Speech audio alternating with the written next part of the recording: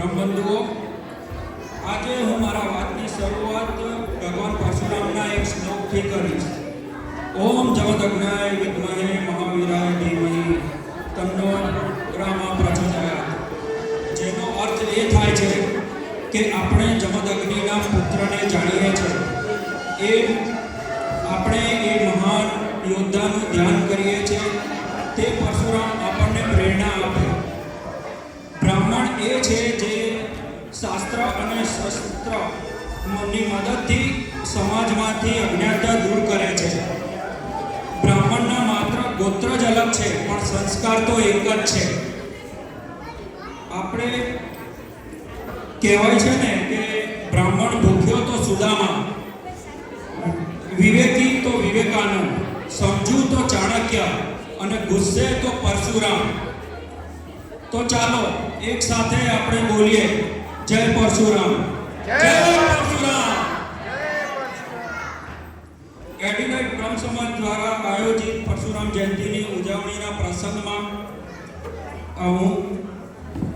આપ સૌનું સ્વાગત છે. આજે એટલા બધા બ્રહ્મબંધુઓને એક સાથે એક છત નીચે જોઈને તે ઘણા ગૌરવની વાત છે. યુનિટી, એકતા એ કોઈ પણ સમાજનો સ્તંભ છે. સૌ બ્રહ્મબંધુઓ એક છત હેઠળ લાવવા અને એક પરિવાર તરીકેની ભાવના વિકસાવવી એ એડિલાઇડ બ્રહ્મ સમાજનો ઉદ્દેશ્ય છે, અને આપ સૌ એમાં સહભાગી બની અને એને આગળ વધારી શકો છો. હવે થોડી એડિલાઇડ બ્રહ્મ સમાજ વિશે માહિતી આપ સૌને આપું, ખાસ કરીને આપણા નવા મેમ્બર્સને. એડિલાઇડ બ્રહ્મ સમાજની શરૂઆત જાન્યુઆરી 2017માં થઈ હતી, જ્યારે ગુજરાતી બ્રાહ્મણ કલ્ચર બેકગ્રાઉન્ડ ધરાવતા 8થી 10 પરિવારોએ એક સંગઠનની રચનાનો વિચાર રજૂ કર્યો હતો. એડિલાઇડ બ્રહ્મ સમાજનો એકમાત્ર સૂત્ર છે ગુજરાતી બ્રાહ્મણ દ્વારા અને ગુજરાતી બ્રાહ્મણ માટે, અને તેનો મુખ્ય ઉદ્દેશ્ય એકબીજાની મદદ અને સમર્થનથી સમુદાયને એક કરવાનો છે. એબીએસનું સભ્યપદ કોઈ પણ સાઉથ ઓસ્ટ્રેલિયાના રહેવાસી ગુજરાતી બ્રાહ્મણ પરિવારને ફ્રી ઓફ ચાર્જ આપવાનો નિર્ણય લેવામાં આવ્યો હતો. એડિલાઇડ બ્રહ્મ સમાજમાં આજે 7 વર્ષના સંચાલન અને કાર્યરત સભ્યોના પ્રયાસ બાદ 130 પરિવાર અને કુલ 440 વ્યક્તિઓની મેમ્બરશિપ છે, જે દર્શાવે છે કે જ્યારે ઈરાદા શુદ્ધ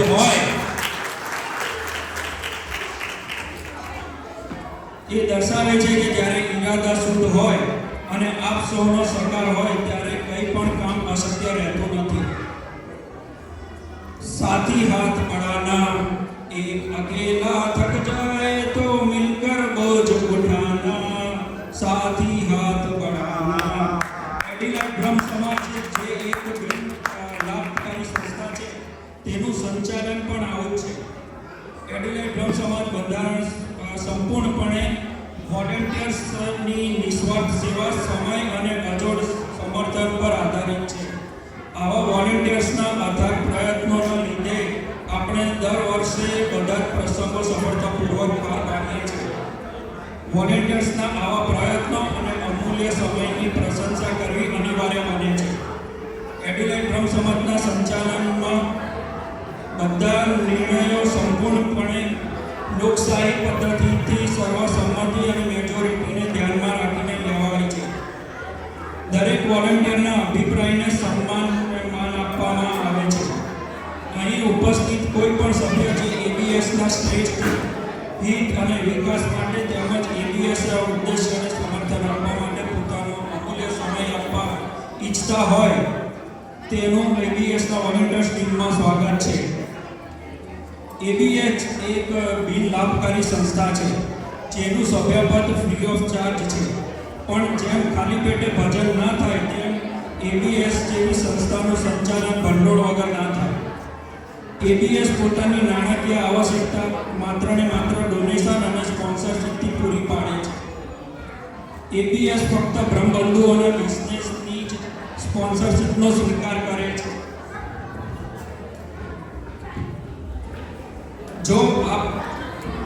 જો તમારે કોઈ નાનો મોટો બિઝનેસ હોય તો તમે એબીએસને સ્પોન્સરશિપ આપી શકો છો, જેથી સમાજ અને આપને પરસ્પર મદદ મળી રહે.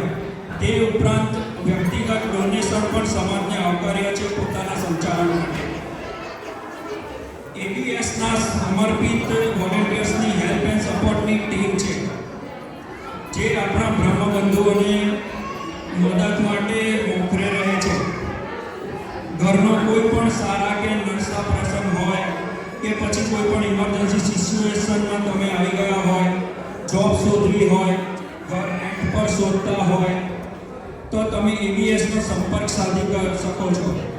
એબીએસ તમને જરૂર મદદ કરશે, જ્યાં તમે ગુપ્ત મદદ પણ લઈ શકો છો અને કોઈ જ વ્યક્તિની પર્સનલ માહિતી કોમ્પ્રોમાઇઝ નહીં થાય. એબીએસ દર વર્ષ દરમિયાન મુખ્ય 3 કાર્યક્રમનું આયોજન કરે છે. પહેલો પરશુરામ જયંતિ, જેની આજે 10 મે શનિવારની ઉજવણી કરી રહ્યા છે. બીજો જનય બદલવાનો કાર્યક્રમ, જે આ વર્ષે સેટરડે 9th ઓગસ્ટના દિવસે રાખે છે. અને ત્રીજો દિવાળીનું સ્નેહ મિલન, જે આ વર્ષે સેટરડે 8th નવેમ્બરના રોજ રાખે છે.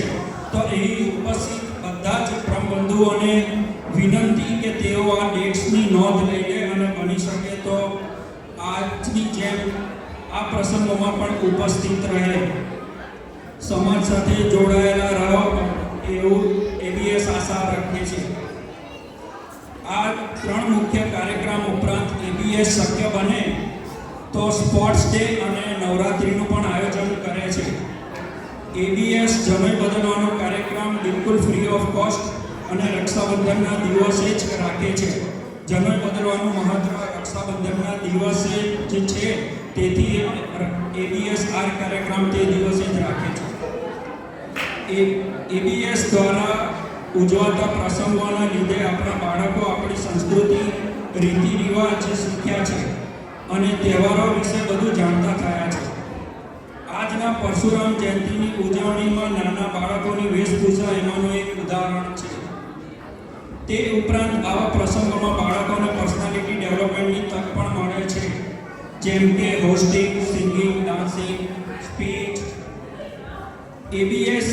એબીએસએસ લોકની પાઠશાળા શરૂ કરી છે, જેના બાળકોને તહેવારો અને દેવી દેવતાઓની કથાઓ વિશે માહિતી આપવામાં આવે છે અને ભગવદ્ ગીતાના શ્લોક શીખવવામાં આવે છે. આ પાઠશાળાનો ઉદ્દેશ બાળકોને આપણી સંસ્કૃતિ અને સંસ્કારોનું સિંચન કરવાનું છે, જેનું ઉદાહરણ થોડીવાર પહેલાં તમને બધાને આપવામાં આવ્યું છે અને આ પાઠશાળાને ખૂબ જ સારો પ્રતિસાદ મળી રહ્યો છે. ભવિષ્યમાં આપણે આપણી સંસ્થાને વધુ મજબૂત બનાવી શકીએ તથા વધુ પ્રગતિ કરી શકીએ, તેના માટે આપણે આપણી એબીએસ સંસ્થાને એક રજિસ્ટર્ડ ઓર્ગેનાઇઝેશન બનાવવાનો દિશામાં પણ પ્રયત્ન કરી રહ્યા છે. તે ઉપરાંત સમૂહ યજ્ઞોપવિત સમારોહ અને મેટ્રિમોનિયલ સેવા શરૂ કરવાનું પણ એબીએસનું વિઝન છે. આપણા એબીએસ પરિવારમાં નવા મેમ્બર્સનું હંમેશા સ્વાગત છે. નવા મેમ્બર્સ માટે રજિસ્ટ્રેશન ફોર્મ એબીએસની વેબસાઇટ ઉપરથી સરળતાથી મળી શકે છે. કોઈ નવા બ્રાહ્મણ પરિવાર હાલમાં અહીં માઇગ્રેટ થયા હોય, એમને આપણા સમાજની જાણકારી આપો અને એમને એબીએસમાં જોડાવાનું જરૂર માર્ગદર્શન પૂરું પાડો. એબીએસની મેમ્બરશિપ માટે ગોત્ર આવશ્યક છે, કેમ કે તે આપણા વંશની ઓળખાણ છે. ગોત્ર એટલે આપણા ઋષિઓએ એમના નામ પરથી આપેલી ધરોહર છે અને આપણા બાળકો તે જાણે એ ખૂબ મહત્વનું છે. એબીએસ દરેક રજિસ્ટર્ડ મેમ્બર્સને એક યુનિક મેમ્બર નંબર આપે છે, જેથી સરખા નામ અને સરનેમ ધરાવતા મેમ્બર્સની અલગ ઓળખાણ મળે. એબીએસ વિનંતી છે કે તમે તમારા મેમ્બર નંબરનો ઉપયોગ એબીએસ સાથેના કોઈ પણ વ્યવહાર કે કમ્યુનિકેશનમાં કરો, જેથી એબીએસને રેકોર્ડ્સ મેન્ટેન રાખવામાં સરળતા રહે. આપ સૌને વિનંતી છે કે જો કોઈ તમારી કોન્ટેક્ટ ડિટેલ્સ, ઈમેલ આઈડી કે ફોન નંબર ચેન્જ થયા હોય તો એની માહિતી એબીએસ સાથે અપડેટ કરશે, જેથી આપણા સમાજને લાગતી કોઈ પણ જાણકારી તમારા સુધી સરળતાથી પહોંચી રહે. ગુજરાતી કેલેન્ડર આપણા માટે ઘણું અગત્યનું છે અને એ બાબતને ધ્યાનમાં રાખીને આપણે છેલ્લા 2 વર્ષથી એબીએસનો ગુજરાતી કેલેન્ડર છાપવાનું શરૂ કરેલું છે. આ વર્ષે પણ ગુજરાતી કેલેન્ડર છપાવીશું આપણે.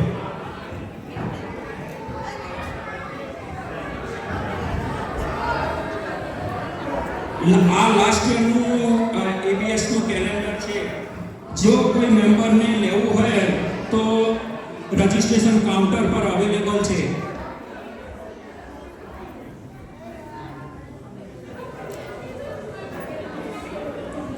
આ વર્ષે પણ ગુજરાતી કેલેન્ડર્સ એબીએસ છપાવશે અને દિવાળી સ્નેહ મિલનમાં તેનું વિતરણ કરવામાં આવશે. આ કેલેન્ડર તમે તમારા સગા સંબંધી અને મિત્ર વર્ગમાં આપી શકો છો. કેલેન્ડરમાં એડવર્ટાઇઝમેન્ટ માટે અલગ સ્પોન્સરશિપ છે, તો જો કોઈ બ્રહ્મબંધુઓને પોતાના બિઝનેસની એડવર્ટાઇઝમેન્ટ કેલેન્ડરમાં કરવાની હોય તો એબીએસનો સંપર્ક કરી શકે છે.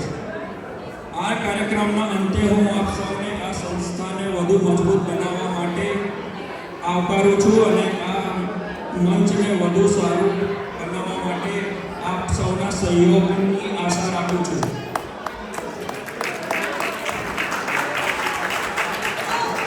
આ કાર્યક્રમમાં જાણે અજાણે જો કોઈ ભૂલ કે કમી રહી ગઈ હોય તો હું એબીએસ વતી માફી માંગુ છું. મોટું મન રાખી અમને માફ કરશો. અંતમાં વિશેષ આભાર સમગ્ર સ્વયંસેવકો અને અનુવાચક દરેક વ્યક્તિનો જેમના વગર આ તહેવાર આટલો સુંદરતાથી ના ઉજવાયો હોત. હર હર મહાદેવ.